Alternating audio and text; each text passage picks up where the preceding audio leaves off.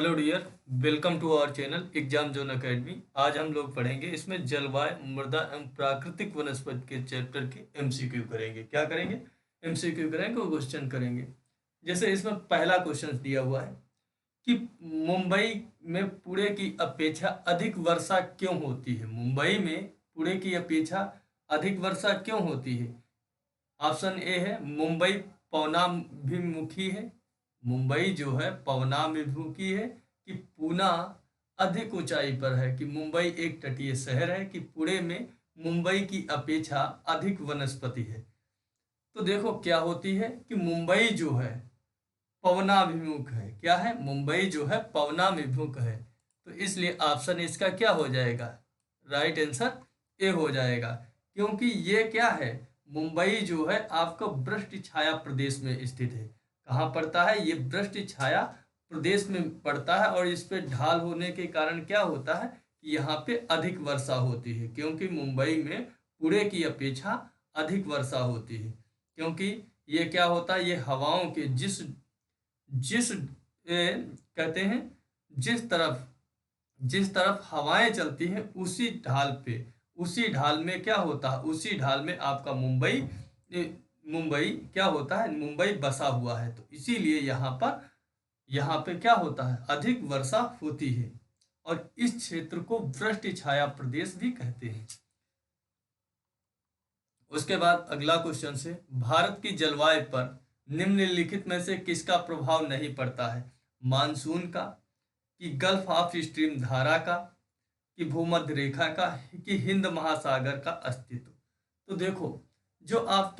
देखो मानसून का तो प्रभाव पड़ता है, भूमध्य रेखा का भी प्रभाव पड़ता है। क्योंकि भूमध्य रेखा के जो पास का क्षेत्र होता है, मैंने बताया था कि जैसे 23.5 डिग्री उष्ण कटिबंध जो पड़ता है, 23.5 डिग्री मकर रेखा से लेकर के 23.5 डिग्री कर्क रेखा के बीच का जो क्षेत्र होता है उसे उष्ण कटिबंध कहते हैं। यहाँ पर सूर्य की किरणें कैसी पड़ती? सीधी पड़ती हैं और दोपहर के समय पे बिल्कुल डायरेक्ट गिरती है। जहाँ पे इससे क्या होता है, यहाँ का तापमान हाई होता और यहीं पे सबसे ज्यादा क्या होती? वर्षा होती है।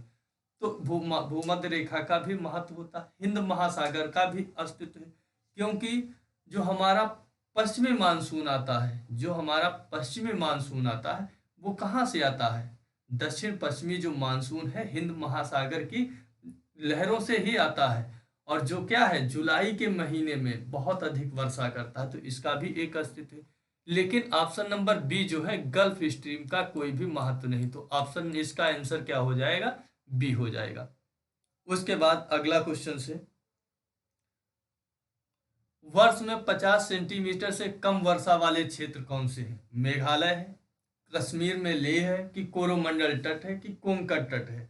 तो देखो 50 सेंटीमीटर से जो कम वर्षा होती वो आपका, देखो मेघालय में गारो खासी जयंतिया है, जहां पर गारो खासी जयंतिया, तो जो जयंतिया है वहां पे तो सबसे ज्यादा, मानिसराम मेघालय पड़ता है, वहां पे तो सबसे ज्यादा वर्षा होती 1080 सेंटीमीटर से भी अधिक वर्षा साल में होती है। और जो विश्व का सबसे ज्यादा वर्षा होती, कोरोमंडल तट जो पड़ता है वो क्या है, कोरोमंडल जो तट पड़ता है उसमें भी क्या होता है, सबसे ज्यादा वर्षा होती है। कोरोमंडल तट में भी सबसे ज्यादा वर्षा होती है। और कोंकण तट तो आप जानते हैं, केरल और ये दक्षिण पश्चिमी जो मानसून होता है यहाँ से वर्षा होती है। और कोरोमंडल तट जो होता है वो क्या होता है, जो पूर्वी मानसून आता है, उत्तर पूर्वी मानसून जो बंगाल की खाड़ी से उठ के आता है, वहां पे भी वर्षा होती है।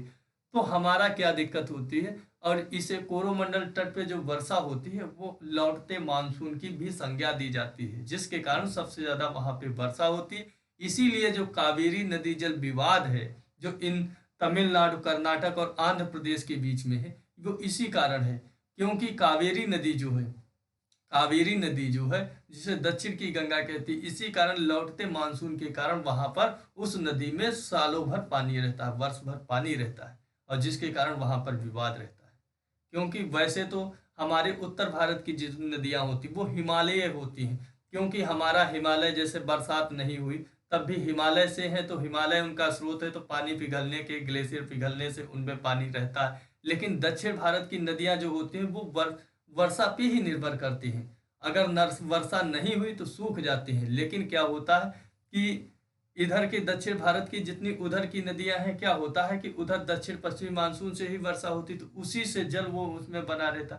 लेकिन कावेरी नदी में है, इधर से भी दक्षिण पश्चिम मानसून से भी वर्षा होती, उससे भी जल बना रहता। और उधर लौटता हुआ मानसून जो नवंबर और दिसंबर में बहता है, जनवरी में बरसता है, जनवरी और दिसंबर के महीने में बरसता है लौटता मानसून, उससे भी वर्षा होती। इसलिए कावेरी नदी में हर समय पानी बना रहता है, सालों भर पानी बना रहता है। तो आपका कौन सा ऑप्शन हो जाएगा? ऑप्शन नंबर बी, कश्मीर में लेह में। कश्मीर में लेह में क्या होता है, ये ऐसा क्षेत्र है जहां पर हिमाच्छादित रहता है। और यहाँ पे क्या होता है, लेह आप जानते ही, लेह लद्दाख, जहाँ पर -50 डिग्री टेम्परेचर होता है। यहाँ पर आपकी बरसात तो होती है, भूमध्य सागरी जो ये रेखाएं, जो भूमध्य सागर से हो करके जो आती हैं, शीतकालीन वर्षा जो होती है वो क्या होती है, वो बर्फ के रूप में कश्मीर में होती है। तो उससे वहां पर कम वर्षा होती है, क्या होती है, 50 सेंटीमीटर से भी कम वर्षा होती है। तो ऑप्शन नंबर 20 का राइट आंसर हो जाएगा। उसके बाद अगला क्वेश्चन से, दक्षिण पश्चिम मानसून कब तक पूरे देश में सक्रिय हो जाता है? तो दक्षिण पश्चिम जो मानसून होता है वो कब तक पूरे देश में सक्रिय हो जाता है?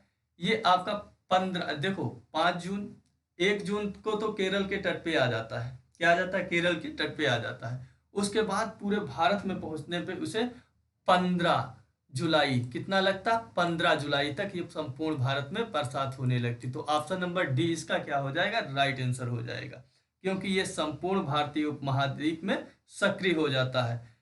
ठीक है, और ये क्या हो जाता है, 15 जून तक तो ये केरल से स्टार्ट हुआ, 1 जून को केरल से स्टार्ट हुआ, उसके बाद 10 से 15 जून तक ये मुंबई कोलकाता तक पहुंचता है, और फिर 15 जुलाई तक ये संपूर्ण भारतीय उपमहाद्वीप में सक्रिय हो जाता है। और ये सबसे पहले जो वर्षा करता है ये अंडमान निकोबार द्वीप समूह में करता है। कब? 1 मई को। कब करता है? 1 मई को करता है। तो ऑप्शन नंबर डी इसका राइट है। उसके बाद अगला क्वेश्चन से, भारत में शरदकालीन वर्षा के क्षेत्र कौन से हैं? शरदकालीन जो वर्षा होती है वो उड़ीसा, आंध्र, कर्नाटक में होती, पंजाब, तमिलनाडु में होती, कि अरुणाचल प्रदेश, बिहार में होती, कि तमिलनाडु और कर्नाटक में होती? तो देखो, शरदकालीन जो वर्षा होती है वो हमारी दो जगह होती। एक तो उत्तर अक्टूबर से नवंबर के महीने में होती, उत्तरी पूर्वी मानसून से। किससे? उत्तरी पूर्वी मानसून से होती, जो तमिलनाडु का तट है वहां पे वर्षा होती है। कहाँ पर होती?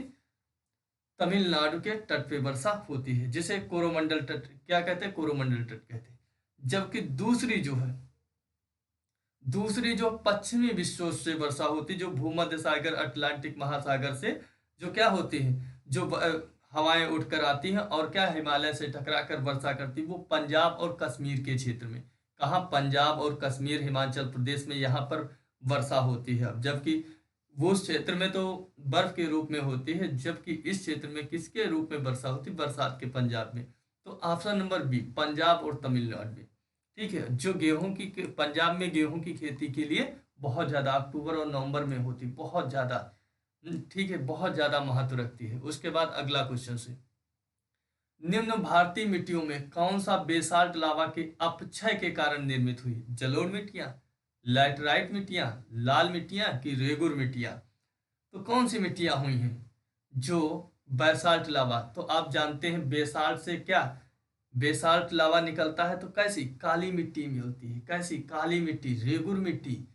भाई बेसाल्ट जो लावा निकलता है उससे कैसी मिट्टी? काली मिट्टी, रेगुर मिट्टी का निर्माण होता है। तो ऑप्शन नंबर डी इसका राइट आंसर हो जाएगा, रेगुर मिट्टी। काली मिट्टी को कपासी मिट्टी भी कहते हैं। क्या कहते हैं?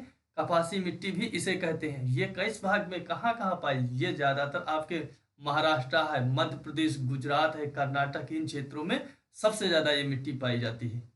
ठीक है, इसके कितने नाम होते हैं? इसे कपासी मिट्टी भी कहते हैं, इसे रेगुर मिट्टी भी कहते हैं, इसे काली मिट्टी भी कहते हैं। और ये किसके? बेसाल्ट और लावा के द्वारा निर्मित होती है।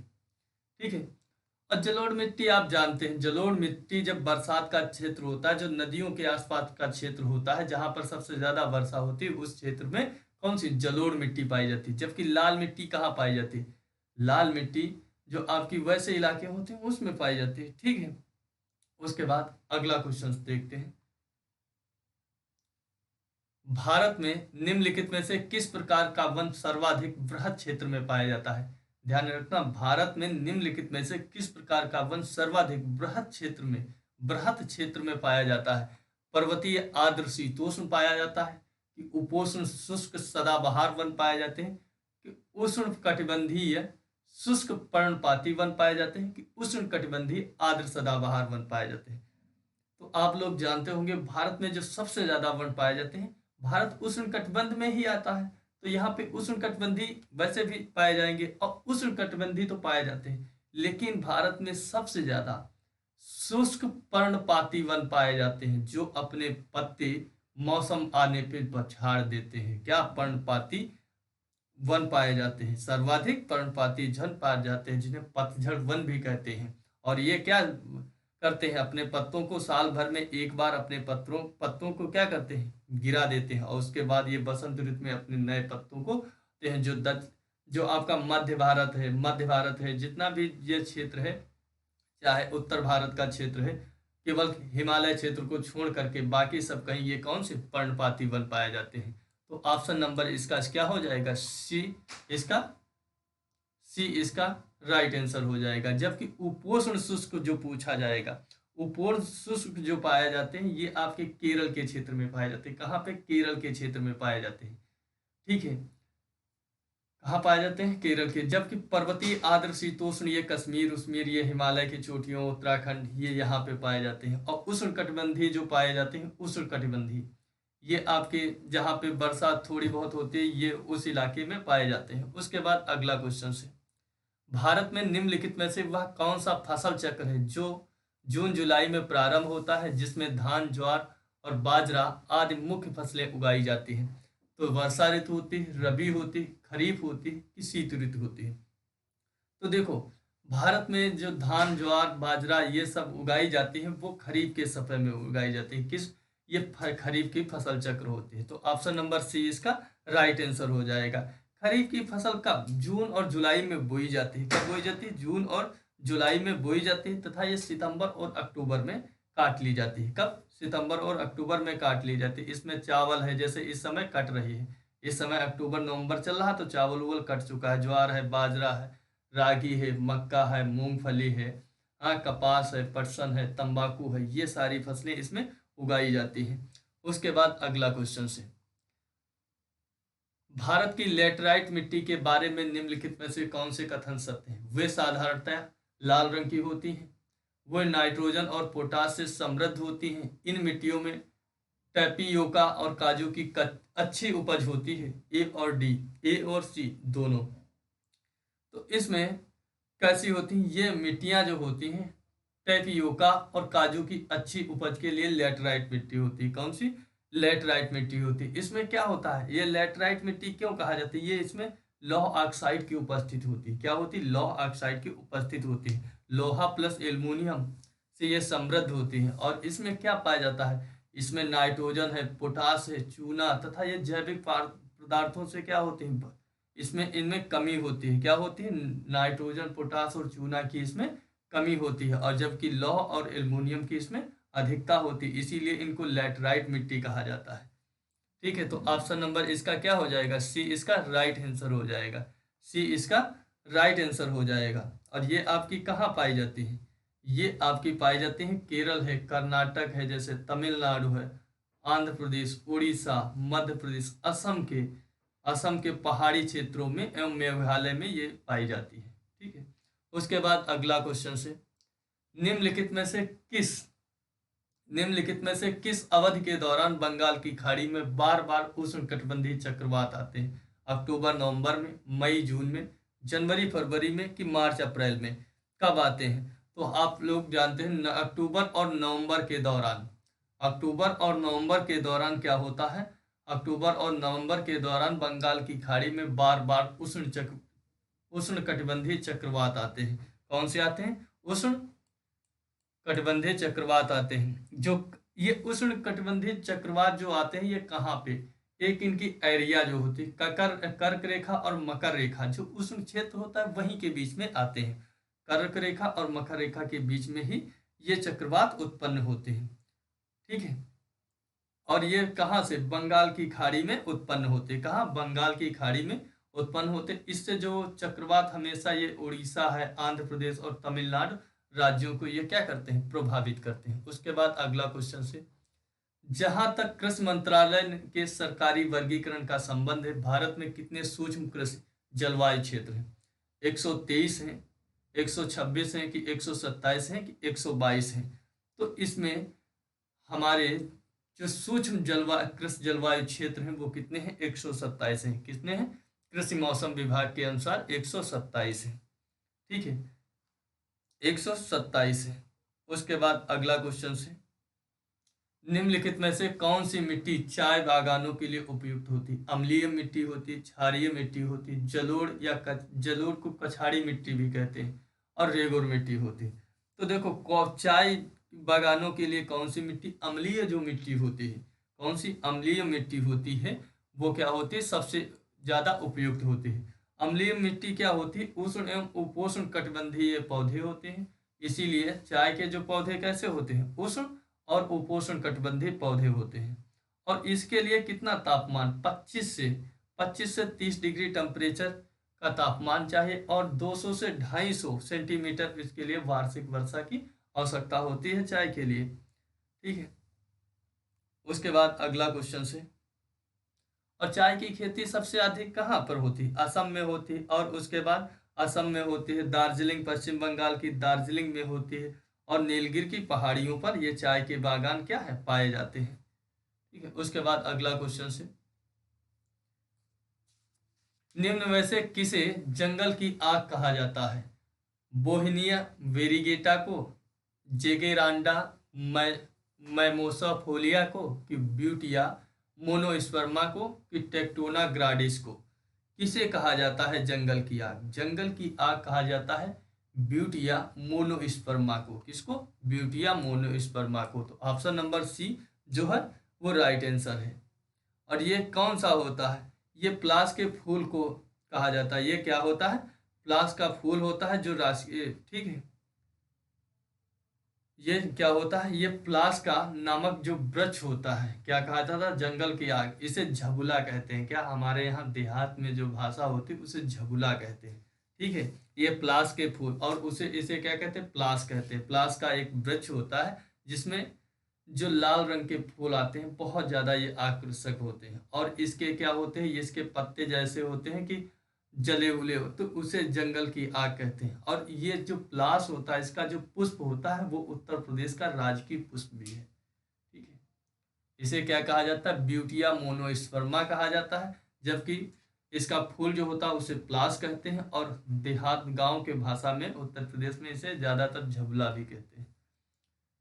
ठीक है, उसके बाद अगला क्वेश्चन से, रॉल, रॉल मतलब रेजिन प्राप्त होता है। कहाँ से रॉल प्राप्त होता है? चीड़ के वृक्ष से प्राप्त होता है, कि देवदार के वृक्ष से प्राप्त होता है, कि बुरांस के वृक्ष से प्राप्त होता है, कि शीशम के वृक्ष से प्राप्त होता है? तो आपकी जो चीड़ होती है, रॉल कहाँ से प्राप्त होती है? ये आपके चीड़ के वृक्ष से प्राप्त होती है। कहाँ से? चीड़ के वृक्ष से प्राप्त होती है रॉल। ऑप्शन नंबर ए इसका राइट आंसर हो जाएगा। ठीक है, ये कैसी होती है? हाइड्रोकार्बन युक्त होती है। कैसी होती है? हाइड्रोकार्बन युक्त होती है। और राल क्या होती है? राल एक गोंद के समान होती है। कैसी होती है? एक गोंद के समान होती है। और इसका इसका जो काम किस में किया जाता है? तारपीन को रोगन करने में, तारपीन का तेल, सुगंध, अगरबत्तियां आदि इनका बनाने में इसका काम किया जाता है। उसके बाद अगला क्वेश्चन से, भारत का सबसे शुष्क भाग कौन सा है? जैसलमेर राजस्थान है, लद्दाख जम्मू और कश्मीर का है, कि कच्छ गुजरात का है, कि जबलपुर मध्य प्रदेश का है? तो भारत का जो सबसे शुष्क जो भाग है या सूखा क्षेत्र है वो जैसलमेर राजस्थान का है। कौन सा? जैसलमेर राजस्थान का है।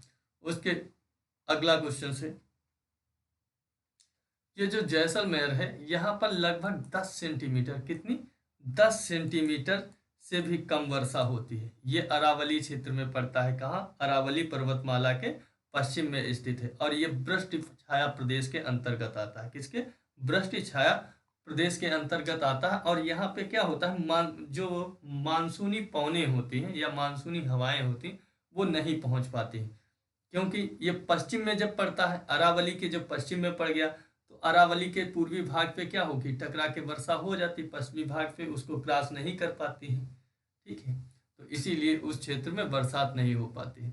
उसके बाद अगला क्वेश्चन से, तटीय क्षेत्रों के निकट के कारण रात के समय भूमि का तापमान कम हो जाता, स्थल समीर से समुद्र समीर से तटों पर कम आबादी होती है कि स्थल समीर तथा समीर समुद्र दोनों।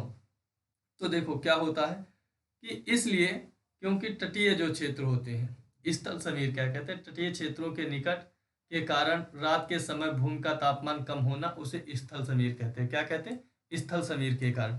स्थल समीर क्या होती है कि रात में जो हमारा जल होता है, जल जो होता है वो जो स्थल जो होता है, स्थल जो बहुत जल्दी हमारा गर्म भी होता है और बहुत जल्दी ठंडा होता है, जबकि जल हमारा देर से गर्म होता है और देर से ही ठंडा होता है। तो हमारी जो जो हवाएं जो होती हैं, तो निम्न दाब से वो धरातल पर उच्च दाब पर बन जाती हैं। क्या होती, निम्न दाब से ये उच्च दाब की तरफ जाती हैं, तो चलने लगती हैं। तो ये कहाँ हवाएं जो होती हैं समुद्र से किसकी ओर चलने लगती हैं, स्थल की ओर चलने लगती हैं, और इसीलिए इनको क्या कहा जाता है, स्थलीय समीर कहा जाता है। जबकि जबकि दिन में जो चलती हैं वो समुद्र समीर से चलती है। कौन सी चलती है, समुद्र समीर से चलती है।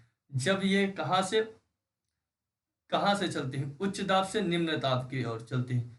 हाँ, तो कहाँ से चलती हैं, जब ये कहाँ से चलती है, स्थल से समुद्र की तरफ चलती है। ठीक है, कहाँ से चलती है, स्थल से समुद्र की तरफ चलती है। दिन में रात में क्या होती है, रात में क्या होती है, स्थल से ये समुद्र की ओर चलने लगती है। रात में क्या होती है, स्थल से ये समुद्र की ओर चलने लगती है। रात में स्थल से समुद्र की ओर चलने लगती है, जबकि दिन में क्या होता है, समुद्र से स्थल की ओर चलने लगती है। जब स्थल से समुद्र की ओर चलती हैं तो इसे स्थल समुद्र कहते हैं। जब समुद्र से स्थल की ओर चलती है उन्हें स्थल समुद्र समीर कहते हैं। ठीक है, उसके बाद अगला क्वेश्चन से, भारत के किस राज्य क्षेत्र में सर्वाधिक वर्षा होती है। हमने स्टार्टिंग में बताया था मानसरोवर मेघालय में। कहाँ पर होती है, मानसरोवर मेघालय में। कितनी होती है, यहाँ तो लगभग होती है 1080 सेंटीमीटर से भी अधिक वर्षा होती है। तो ऑप्शन नंबर इसका ए हो जाएगा। ठीक है, उसके बाद अगला क्वेश्चन से, और ये जो होती है मेघालय के खासी पहाड़ी पे पाई जाती है। कहाँ पे, खासी पहाड़ी। उसके बाद अगला क्वेश्चन से, पौधों को सबसे अधिक जल किस मिट्टी से प्राप्त होता है, चिकनी मिट्टी से, पांचू मिट्टी से, कि बलुई मिट्टी से, कि लोयम मिट्टी से। तो पौधों को सबसे अधिक जो जल है वो चिकनी मिट्टी से प्राप्त होता है। किसके, चिकनी मिट्टी से प्राप्त होता है। और इसकी जो जल धारण की क्षमता जो होती है चिकनी मिट्टी की, वो सबसे ज्यादा होती है। क्या होती है, सबसे अधिक होती है। उसके बाद अगला क्वेश्चन से, देश की निम्नलिखित मिट्टियों में से किसे स्वतः जुताई की मिट्टी कहा जाता है, जलोढ़ मिट्टी को, लैटराइट मिट्टी को, कि मरुस्थलीय मिट्टी को, कि कपास की काली मिट्टी को। तो स्वतः जो जुताई की मिट्टी कहा जाता है वो काली मिट्टी या कपासी मिट्टी को कहा जाता है। तो ऑप्शन नंबर जो क्या हो जाएगा, डी इसका राइट आंसर हो जाएगा। क्योंकि ये लावा बेसाल्ट लावा चट्टानों से निकलती है और सूखने पे क्या हो जाती है, इसमें बड़ी बड़ी दरारें पड़ जाती हैं काली मिट्टी में। इसीलिए इसे क्या कहते हैं, इसे स्वतः जुताई की मिट्टी कहते हैं। उसके बाद अगला क्वेश्चन से, निम्नलिखित में से कौन से या से कथन है जो उष्णकटिबंधीय सदाबहार वनों के संदर्भ में सत्य है। ये वन शीत और शुष्क दोनों प्रदेशों में पाए जाते हैं। इन वन क्षेत्रों में वार्षिक वर्षा 2 सेंटीमीटर से अधिक होती। ये वन विरल होते हैं, या उपर्युक्त में से कोई नहीं। तो देखो इन क्षेत्रों में वर्षा तो 2 सेंटीमीटर से अधिक होती है। तो इसका जो ऑप्शन है वो देखो शुष्क और शीत दोनों प्रदेशों में नहीं पाए जाते, और ना ये वन विरल होते हैं। तो ऑप्शन नंबर इसका जो बी हो जाएगा वो राइट आंसर हो जाएगा। क्योंकि ये उष्णकटिबंधीय सदाबहार वन होते हैं, और ये क्या है, आर्द्र प्रदेशों में पाए जाते हैं। कैसे, आर्द्र प्रदेशों में पाए जाते हैं, और इनके यहाँ 200 सेंटीमीटर वार्षिक वर्षा की आवश्यकता होती है। और इनके लिए औसत तापमान लगभग 22 डिग्री टेम्परेचर होता है। कितना होता है, 22 डिग्री लगभग टेम्परेचर, तापमान की सेल्सियस टेम्परेचर की आवश्यकता होती है। और इसमें क्या होते हैं, फल भी आते, फूल भी आते, जैसे आम है, नीम है, आपने देखा होगा अमरूद है। ये सब क्या है, ये सब यही पर्णपाती वन है, शीशम है, जामुन है। तो इसमें जैसे ठीक है, ठीक है दोस्तों, ये क्लास, ये इतने हैं क्वेश्चंस थे, कंप्लीट हो गए। और ये क्लास आपको पसंद आए तो चैनल को सब्सक्राइब कर देना, वीडियो को लाइक कर देना, कमेंट कर देना और बेल आइकन को दबा लेना, क्योंकि नोटिफिकेशन मिलने के लिए आपको नेक्स्ट वीडियो में तुरंत आपको नोटिफिकेशन मिल जाएगी। और ठीक है दोस्तों, जय हिंद दोस्तों, गुड नाइट, मिलता हूँ आपको नेक्स्ट।